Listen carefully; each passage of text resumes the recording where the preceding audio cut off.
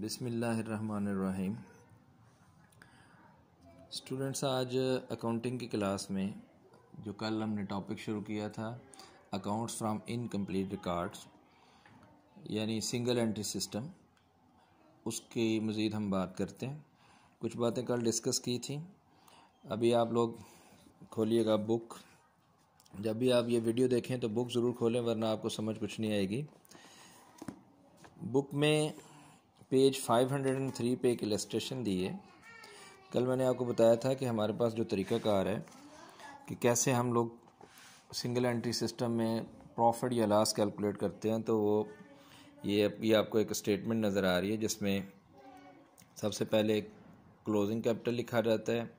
उस closing capital को फिर एडजस्ट किया जाता है दो चीज़ों से। नंबर एक, उसमें ड्राइंग ऐड की जाती हैं और जो फ्रेश कैपिटल होता है या एडिशनल कैपिटल होता है वो उसमें से लेस किया जाता है। ये लफ्ज़ लॉस नहीं है बल्कि लेस लफ्ज़ है। तो एडिशनल कैपिटल, जिसका दूसरा नाम फर्दर कैपिटल, तीसरा नाम न्यू कैपिटल, चौथा नाम फ्रेश कैपिटल, ये इसमें से माइनस कर दिया जाता है। इस तरह से हमारे पास कैपिटल एडजस्ट हो जाता है क्लोजिंग वाला, उसमें से फिर हम ओपनिंग कैपिटल माइनस कर देते हैं। अगर तो क्वेश्चन के अंदर ये चार चीज़ें दी हों तो फिर तो हमारा सिर्फ इतना ही काम है कि हमने ये स्टेटमेंट बनानी है। क्लोजिंग कैपिटल लिखना है, ड्राइंग को उसमें ऐड कर लेना है, तो फ्रेश कैपिटल को लेस कर लेना है, तो आपके पास एडजस्ट हो जाना कैपिटल। फिर आप लोगों ने उसमें से ओपनिंग कैपिटल लेस कर देना है। तो ये बहुत आसान काम है। लेकिन जब क्वेश्चन दिया जाता है तो आपको ओपनिंग और क्लोजिंग कैपिटल फाइंड करना पड़ते हैं। ओपनिंग और क्लोजिंग कैपिटल फाइंड करने के लिए आपको डाटा दिया जाता है एसेट्स और लायबिलिटीज़ की शक्ल में। वो ओपनिंग के वक्त का भी होता है, क्लोजिंग के वक्त का भी होता है। आपने ओपनिंग वाले डाटे से यानी ओपनिंग एसेट्स और लायबिलिटीज़ की मदद से एक स्टेटमेंट ऑफ अफेयर बनाना होती है, और क्लोजिंग डाटा की मदद से आपने क्लोजिंग स्टेटमेंट ऑफ अफेयर्स बनाना होती है। ओपनिंग स्टेटमेंट ऑफ अफेयर्स में एक तरफ आपने एसेट्स लिखने हैं और एक तरफ आपने लायबिलिटीज़ लिखकर एसेट्स के टोटल में से लायबिलिटीज़ माइनस करनी है, तो आपके पास कैपिटल बैलेंसिंग फिगर के तौर पर आ जाएगा। ये देखिएगा इलस्ट्रेशन नंबर 1 पेज 503 पे। पेज 503 पे आप इलस्ट्रेशन नंबर 1 देख सकते हैं। इसमें स्टेटमेंट ऑफ अफेयर्स, ऊपर आपने नाम लिख लेना मिस्टर फारूक, जैसे इसको इलस्ट्रेशन में दिया हुआ उसने। आप ऊपर मिस्टर फारूक ऐसे लिख लेंगे। दूसरी लाइन में आपने हेडिंग में लिखना है स्टेटमेंट ऑफ अफेयर्स। तीसरी लाइन में लिखना है एज एट या एज ऑन। एज ऑन 1 जनवरी 2005 ये ओपनिंग स्टेटमेंट ऑफ अफेयर बन रही है। अब देखें इसमें कौन कौन से एसेट्स आ रहे हैं और क्या तरतीब है।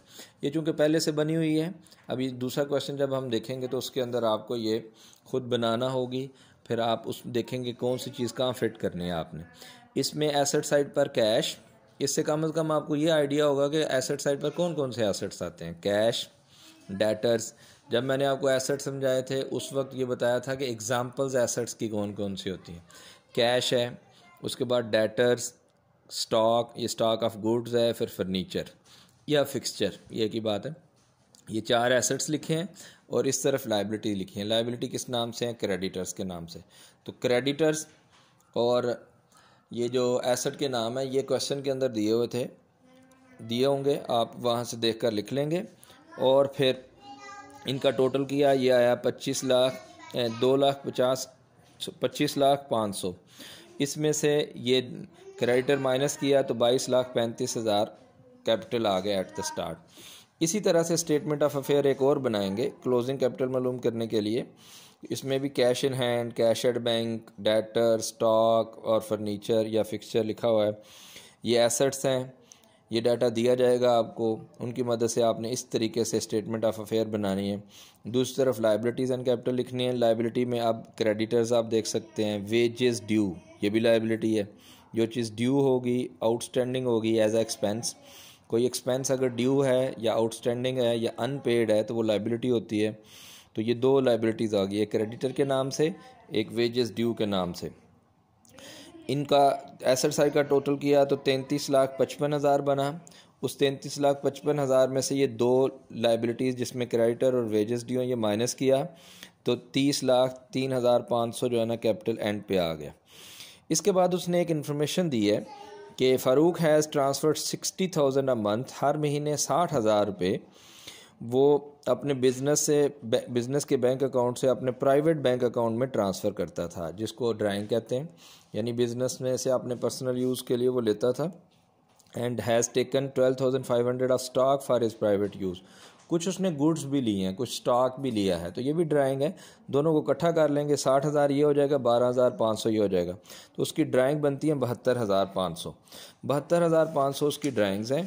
तो ये उसने statement of profit and loss बनाई है अगले पेज पे, जिसमें उसने क्लोजिंग कैपिटल लिखा है जो पीछे आपने देखा स्टेटमेंट ऑफ अफेयर से, 30,03,500। ड्राइंग उसमें ऐड की हैं 72,500 और एडजस्टेड कैपिटल बन गया, क्योंकि इसमें फ्रेश कैपिटल नहीं था इसलिए एडजस्टेड कैपिटल इसी से बन गया। और एंडिंग उसमें से जो बिगनिंग कैपिटल है, ओपनिंग कैपिटल है, वो माइनस किया तो प्रॉफिट आया गया 8,41,000। इसको आपने देखना है। इसके बाद दूसरी वीडियो में आपको एक और इलस्ट्रेशन डिस्कस करते हैं।